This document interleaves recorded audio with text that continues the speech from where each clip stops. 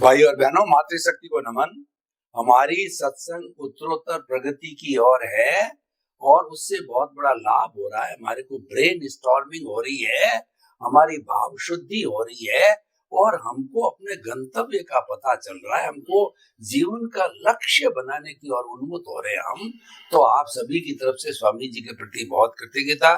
स्वामी जी जय सच्चिदानंद। जय सच्चिदानंद। स्वामी जी, हमने बहुत गहन प्रश्न किए महात्माओं के लिए, मुमुक्षुओं के लिए, जिज्ञासुओं के लिए, परंतु जो बेचारे कॉमन मैन है, दुनिया के अंदर कॉमन मैन 50% 75% लोग हैं।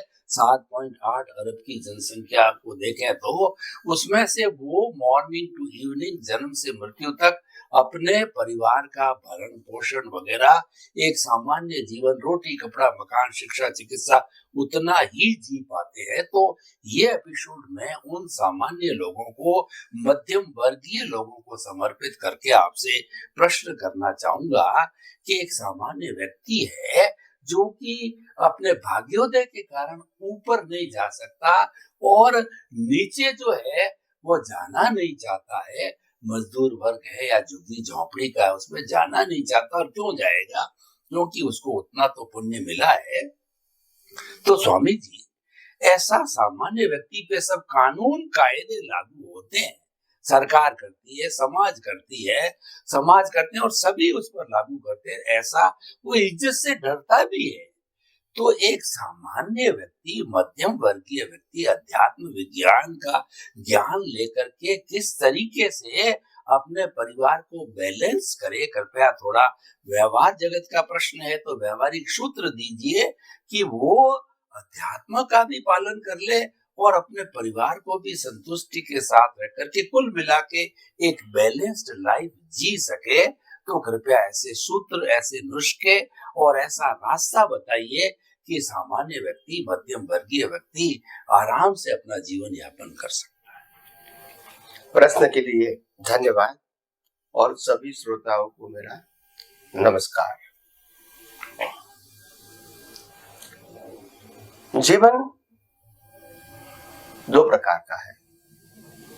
एक जीवन हम जी रहे हैं जो दिख रहा है मन वचन काया के माध्यम से, और दूसरा जीवन है जो दिखता नहीं है, वो ज्ञान दर्शन इंटेंशन के सार रूप है।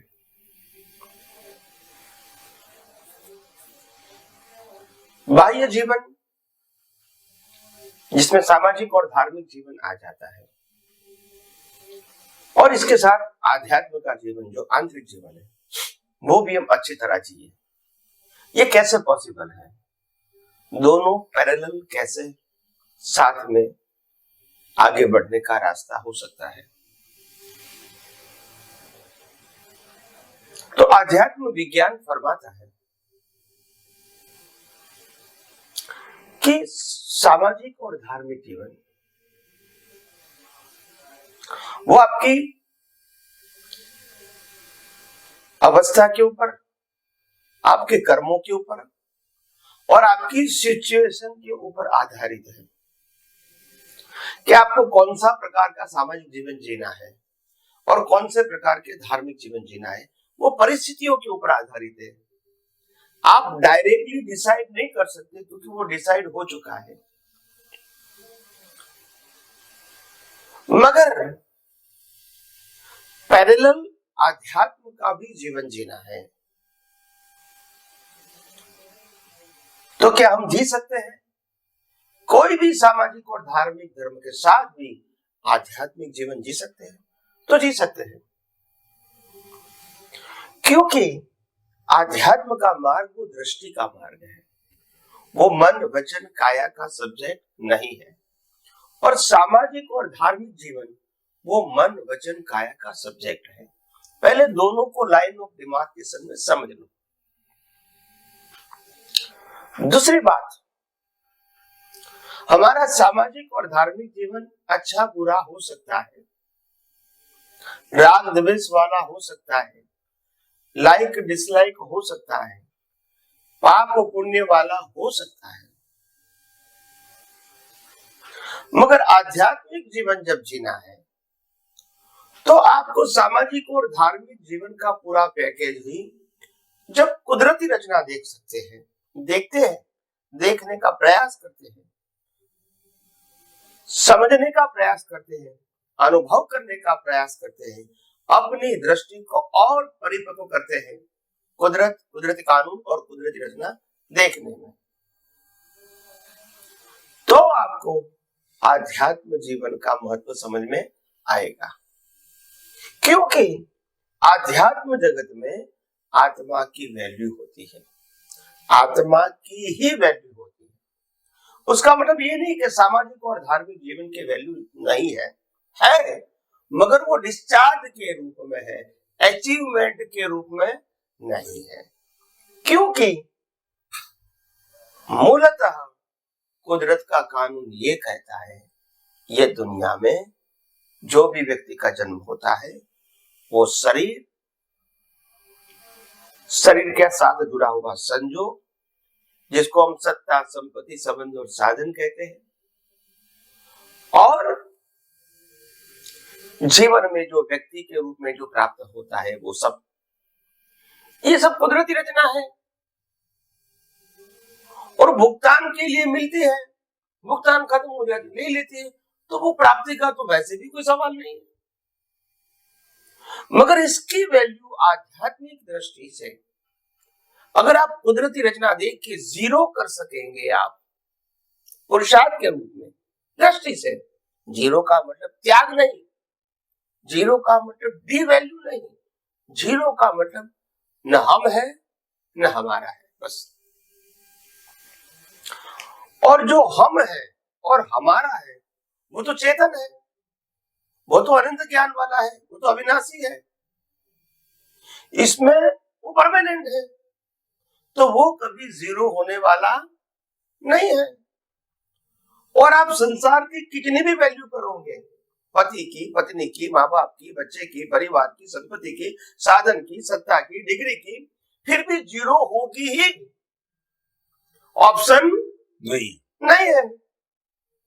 तो ये समझने की बात है, जिसकी वैल्यू जीरो है वो जीरो समझो, परिवर्तन या त्याग करने की बात नहीं करते हैं, खाली दृष्टि में जीरो समझो, तभी आपको आत्मा की वैल्यू समझ में आएगी और संसार में से मोह निकल जाएगा।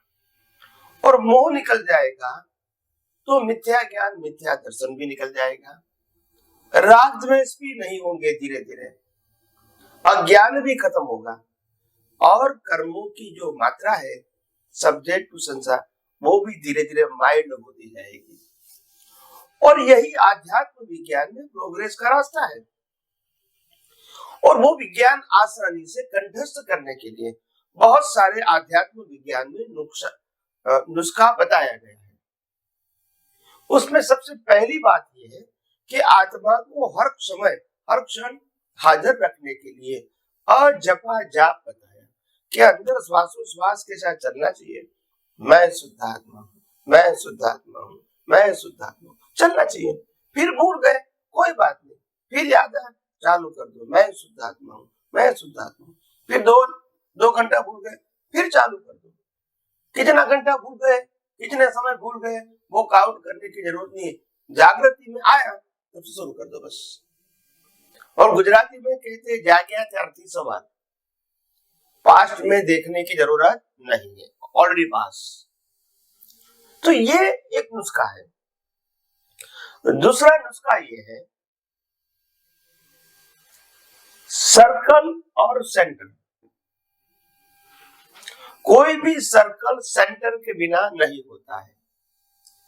सर्कल छोटा बड़ा हो सकता है और सर्कल की उत्पत्ति और नाश भी हो सकती है, सेंटर रहेगा। जैसे हम पानी के अंदर कंकड़ डालते हैं तो सर्कल खड़ा होता है और धीरे धीरे खत्म भी हो जाता है। तो सेंटर जो है आध्यात्म जगत में, सेंटर है आत्मा, और शरीर की अवस्था है सर्कल। तो सर्कल का विसर्जन हो जाएगा, सेंटर का कभी विसर्जन नहीं होगा। और सर्कल का अस्तित्व भी सेंटर के आधार से है। सर्कल का अस्तित्व सेंटर के आधार से, सेंटर का अस्तित्व सर्कल के आधार से नहीं है। ये बात समझनी पड़ेगी। तो सर्कल सेंटर है तो सर्कल है, सेंटर नहीं तो सर्कल है ही नहीं। इसके अलावा तीसरी और चीज, 1 and 0, 0 का मतलब होता है वैल्यू नहीं होना, 1 का मतलब होता है वैल्यू होना। मैं अगर 5 0 कर दूं, 5 का 10 कर दूं, कोई वैल्यू, मगर मैंने 1 ही 0 किया, इसके आगे 1 लिख दिया तो वैल्यू 10 हो गई। 10 टाइम। अकेले 0 की वैल्यू नहीं है, मगर उसके साथ 1 है तो वैल्यू है, और 1 निकल गया तो 0 का। इसीलिए जन्म, जीवन, मृत्यु, उसके साथ जुड़ा हुआ सत्ता, संपत्ति, संबंध और साधन, ये सब 0 है। क्या है? 0 है। मगर आत्मा है तब तक वैल्यू है। आत्मा निकल गया तो 0 का 0 है, वैल्यू नहीं। तो आपको 0 की वैल्यू 0 समझना है, चेंज नहीं करना है, त्याग नहीं करना है, बदलना नहीं है। और जब 0 की वैल्यू 0 करेंगे तो राग द्वेष नहीं रहेंगे, और 1 की वैल्यू 1 करोगे मतलब परमानेंट, कभी 0 नहीं होगा। 1 आप खुद हो और 0 अवस्था है। तो जैसे जैसे अवस्थाओं को 0 देखेंगे तब आपको आत्मा की वैल्यू समझ में आएगी। आत्मा है तो जन्म, जीवन, मृत्यु है, आत्मा है तो अवस्था है, आत्मा है तो भुगतान है, आत्मा है तो कर्म है, आत्मा नहीं है तो कुछ भी नहीं है। तो वैल्यू 1 की करें या 0 की करें, तो ये भी हमको आध्यात्म मार्ग में प्रगति के लिए ये बात भी हमारी जागृति में, समझ में, दृष्टि में होनी चाहिए। तो जैसे जैसे आप आध्यात्म के मार्ग में आगे बढ़ोगे, ये ऐसी छोटी छोटी बातें भी आपको पुरुषार्थ में, आत्मविश्वास में और आगे बढ़ने में आपको बहुत सरल भाषा में सहयोग करेगी। इसके अलावा एक बात ध्यान रखो जो सबके लिए कॉमन है, कि इस दुनिया के अंदर कोई भी जीव कुछ पाने के लिए, कुछ खोने के लिए नहीं आया। न पाने के लिए आया है, न खोने के लिए आया है। क्योंकि मैं कुछ लाऊंगा ही नहीं तो खोऊंगा क्या, और मैं कुछ ले जाऊंगा ही नहीं तो पाएगा मतलब क्या है। तो इम्पोर्टेंट बात यह है कि हम अपने जीवन में कुछ पाने के लिए, कुछ खोने के लिए नहीं आए। आध्यात्म विज्ञान की दृष्टि से हम अपना अज्ञान मिटाने के लिए आए, इनटू इन्वर्टेड कॉमा रिलेटिव सत्य को मिटाने के लिए आया। ये बात हमको गौर से ध्यान रखना है। Achievement is not subject of spiritual path. अनुभूति वो आध्यात्म मार्ग है, और वो भी सनातन सत्य की अनुभूति वो आध्यात्म मार्ग है। पाना खोना वो आध्यात्म मार्ग का सब्जेक्ट नहीं है। तो बहुत गौर से समझना है। हम इस दुनिया में कुछ पाने के लिए आए हैं या कुछ खोने के लिए आए तो भीख और भय समाप्त हो जाएगा। कितना टाइम? तो भीख और भय समाप्त हो जाएगा। तो कहने का मतलब ये है, आध्यात्म मार्ग में आप आगे बढ़ोगे तो भीख भी नहीं रहेगी, भय भी नहीं रहेगा, क्योंकि न पाना है न खोना है, और जिसका जन्म, जीवन, मृत्यु है वो तुम नहीं हो, वो कुदरत का ही हिस्सा है। और शरीर को सत्ता, संपत्ति, संबंध और साधन मिलते हैं, वो भी कुदरत का ही तो हिस्सा है। और इसीलिए कुदरत हमको सिर्फ भुगतान के लिए देती है, ओनरशिप के लिए नहीं देती है। आपने ज्यादा मेहनत किया, ज्यादा पुण्य प्राप्त किया और इसीलिए आपके पास बहुत मिलकत है, तो आप नेक्स्ट बर्थ में काम में लगाओगे, ये पॉसिबल नहीं है। बहुत इंपॉर्टेंट बात है। और इसलिए ज्यादा मेहनत करेंगे तो ज्यादा कमाएंगे और ज्यादा पाएंगे। That is the wrong belief. पुण्य से ज्यादा कुछ मिल सकता है आपको, मगर ये कोई अचीवमेंट नहीं है। आपके नाम की क्रेडिट रहेगी कि मेरे पास 500 करोड़ है, दैट्स इट। मगर आप उपयोग तो कर सकोगे 5 करोड़ 10 करोड़ का, बाकी तो छोड़ के ही जाना है और नेक्स्ट बर्थ में जीरो से ही स्टार्ट करना है। यहाँ का बैलेंस वहां काम में नहीं आता है। तो आप समझिए कि प्राप्ति क्यों है।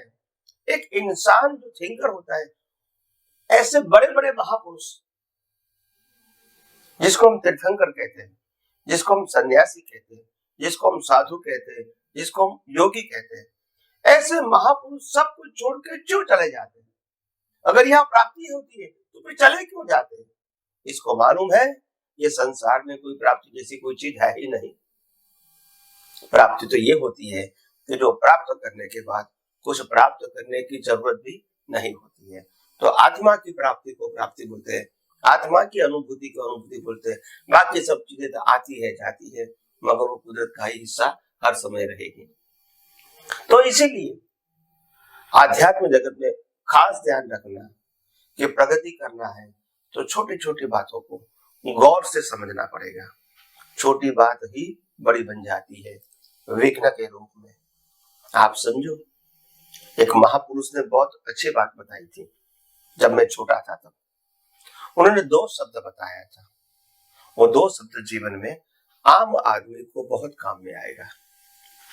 उन्होंने 2 शब्द बताया था जीवन में संघर्ष टालने के लिए। 2 शब्द, लेट गो અને let God. Let gone. God. Let God. Let go. G-O. અને let God. G-O-D. छोटी छोटी बातें हैं, वेरिएबल बातें हैं, हम सहन कर सकते हैं, उसको लेट गो करो। कोई 25 रुपया ले गया, 50 रुपया ले गया, 500 रुपया ले गया, कोई छोटी मोटी चीज ले गया, कपड़ा ले गया, तो हम बेयर कर सकते हैं, तो लेट गो करो। उसमें ज्यादा कुछ अटेंशन देने की जरूरत नहीं है।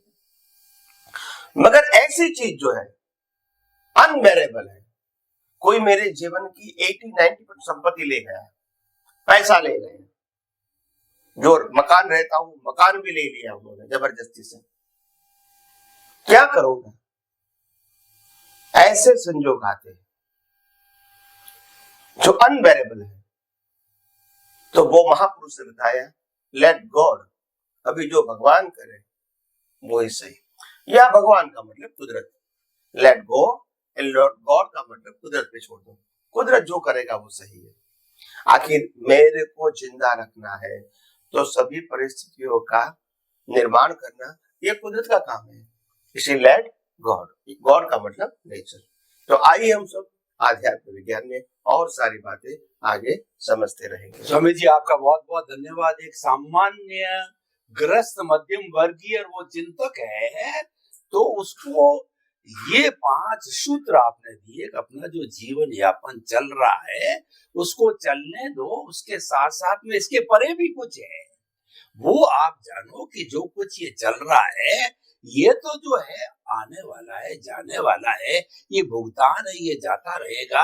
इसको अजपा जाप भी आपने बताया कि हर क्षण आप जो है श्वास के साथ ये बताओ, ये चिंतन करते रहो कि मैं शुद्ध आत्मा हूँ और इसके अतिरिक्त समस्त नाशवान है। दूसरा आपने सूत्र दिया कि केंद्र और जो है परिधि का, तो परिधि नाशवान है, केंद्र हमेशा शाश्वत, यानी आत्मा शाश्वत है, शरीर नाशवान है। और तीसरा सूत्र आपने दिया कि लेट गो और लेट गॉड। लेट गो का मतलब ये जो कुछ चला गया उसके लिए ज्यादा चिंता करने की जरूरत नहीं है, और उसके तरफ लेट गॉड का मतलब ईश्वर पर छोड़ दो, कुदरत पर छोड़ दो, होता रहेगा। तो कुल मिलाकर के अगर ये सूत्र एक सामान्य गृहस्थ व्यक्ति पालन करे, जो कि बहुत सरल सरल है, तो वो अपने इस जीवन को बैलेंस्ड जीवन जी सकता है, भौतिक और अध्यात्म जीवन का। स्वामी जी आपका बहुत बहुत धन्यवाद।